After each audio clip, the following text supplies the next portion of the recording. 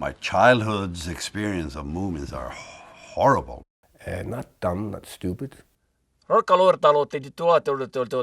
that was probably a little weird. Let's take a closer look.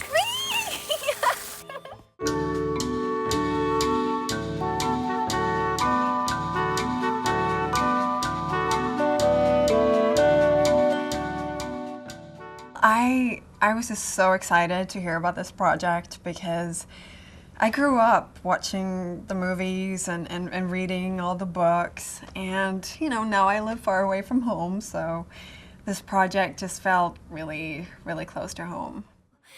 Did you miss me?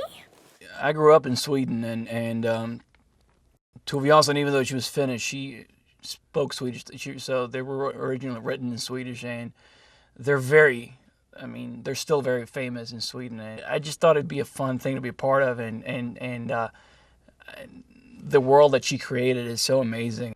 This is something to tell Mama. My childhood's experience of Moomins are horrible because my mother showed me, I don't know, when I was 3, 4, 5 maybe, one of the books, and she opened it up and said, "We're going to read now from the Moomins." And I was horrified because it was in color, and the color was so vivid, and the characters had hairs, looking like a punk band, and had stripes, and they have holes in them, and hair all over. And I was terrified. No, don't cry. You're safe now. There. They take some thinking from a kid. It needs something. I was terrified, but I picked it up again when I was maybe 12, 13. I started reading their books. And then later on in life, I had the luxury of meeting Tove Jansson. Intense woman, very driven and very, very inspiring, and very cool girl. Yeah, very, very beautiful, beautiful woman that has a big aura around her. It's like everything was like a hurricane after her. Where she walked, like things were like spinning. Hold on tight, everyone. Looks like we're in for a rough ride. When I was contacted by this project in the beginning, obviously the reason for being in it was the Moomintrolls. What I most vividly remember was I think it was a Christmas calendar in 24 episodes, where there were actually people inside a Moomintroll costume. And I loved it. And on the 24th of December, they took off their hats. And this was the 70s, so we were apparently supposed to learn something, that there were people inside the costumes, and it just killed me. But I still remember it vividly, and I remember the atmosphere of the Moomin doll. Good, just a bit more. I'm playing Snork Maiden, who is a very girly girl, but she's not a bimbo. She's very smart. I think there's a little bit of a fighter in Snork Maiden too. We get to see a little bit of her tougher sides too. When it comes to it, she'll stand up for Moomintroll and be a hero too. I didn't think about it, I just did it. When I got the request if I had any interest, it was, yeah, yay, absolutely. And I want to do Snusmumriken, Snufkin. Oh, that's the part we were going to offer you. Oh, yes. Yeah, Snufkin is the favorite part too of all the Moomins for me. I was hoping we might bump into each other. He is someone who lives where he finds a shelter for the day, and he walks around, and he's like something that you wanted to be as a young kid. All right. In the Moomin Valley, no one really travels. They go on their outings and stuff, but he walks around the world, and he has done that 1,000 years or 1,000 times. So all the wisdom and all the beauty he has seen, and maybe all the horror too, he knows. Life gets complicated when you want to own things. I like to look at things and then walk away with them inside my head. I play the voice of Moomintroll, who is a young boy and a very naive and slightly naive, but very determined and brave young boy. And the fundamental thing is in the way that Moomin Papa and Moomin Mama kind of, the way they raise their kid, Moomintroll, and they let him make his own mistakes, and I think that's very important. They're not overprotective. They're not telling him exactly what to do, and this is the way things work, and this is how you should act and react to things around you. They basically, it's even their idea, you know. In the beginning of the movie, they're like, well, why don't you go out and explore and find your own answers here. I don't understand. If you give your kids love and trust, then they will feel the way Moomintroll feels when he goes out into the world and there's a comet about to destroy the planet potentially, and he's like, well, it doesn't matter, because if I make it back by Sunday, I'm good back home, because then I have mom and dad, and there, you know, you have that kind of safe haven there. When we're home, no dangers can touch us. This universe of the Moomins is a universe where dreams are looked at with love and care, and the attitude towards people and reality doesn't have to be always practical, but it has to be curious, friendly, and with a positive attitude that thinks that you always feel that something really good might come out of this, something really interesting, and that's fantastic. Perhaps you could retire to the hammock and do some private thinking. I think Moomintrolls are definitely relevant today for the simple reason that these stories are evergreens.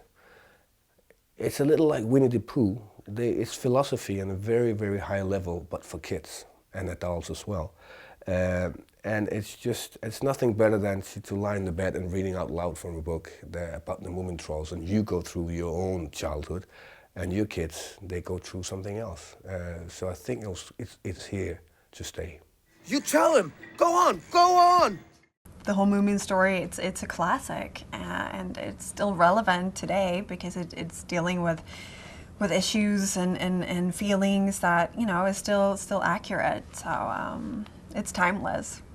It's a great escape from a lot of other things for kids to watch that are just sort of fast-paced and colder, more artificial. Maybe we should keep going. Moomins are popular and will be popular way after our time is over, because they represent something that is very human in one way, and that is to have a positive attitude at life. They are very simple. I don't think so. Their motto is not to cave in, to sit and whine and cry about things. They try to see, even if it rains one week, they try to see the beauty in that week of rain. I'm glad someone's happy. I think that what makes the Moomins so unique and so beloved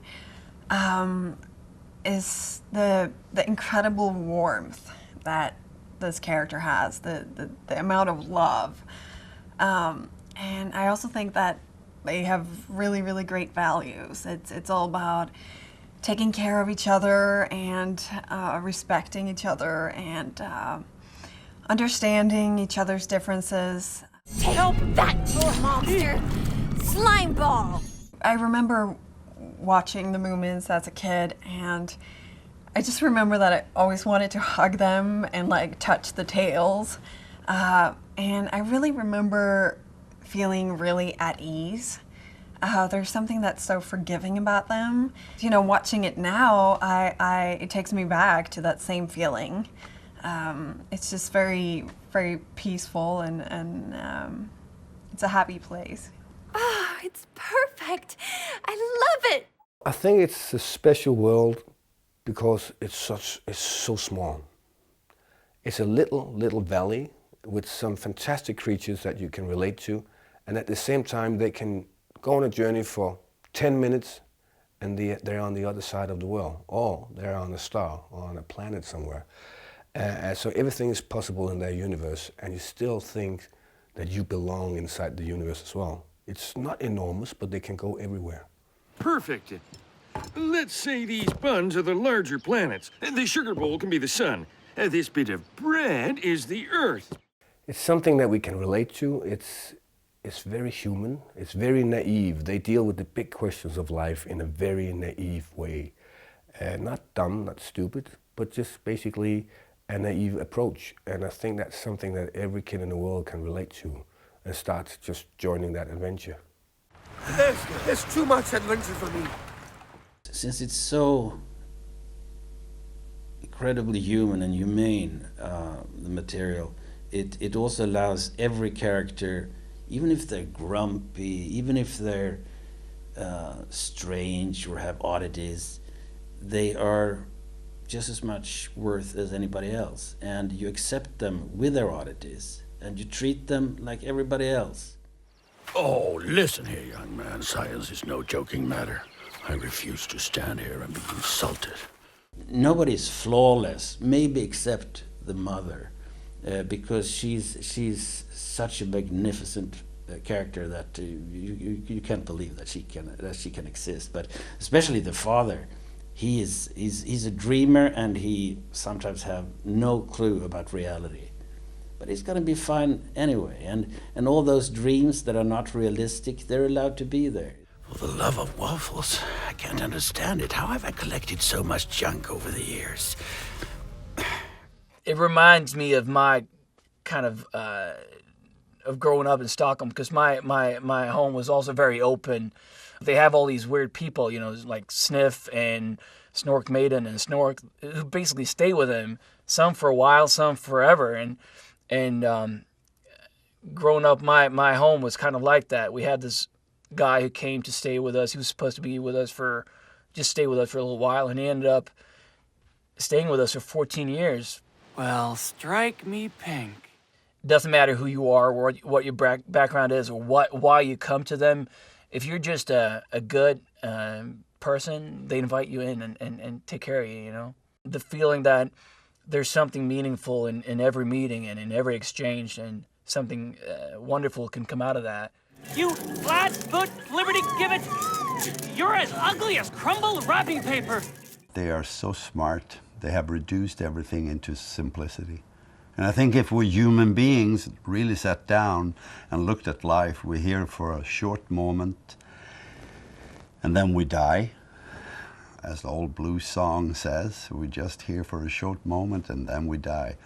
If we really sat down and saw how simple life is, we would stop running around like crazy and try to buy new cars and new houses and make a lot of money and run around like crazy. We would do other things with our lives. That's what the Moomins are doing. Personally, I've never trusted people who keep their heads in the clouds.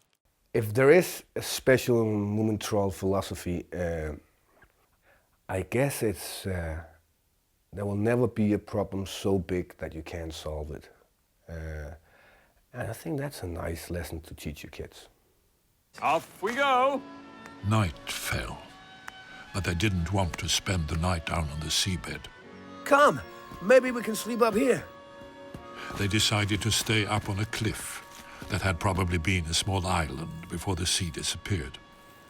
Yes, the sea. Moomintroll wondered if it would ever return. But then he thought, Mama will surely know how to put everything right.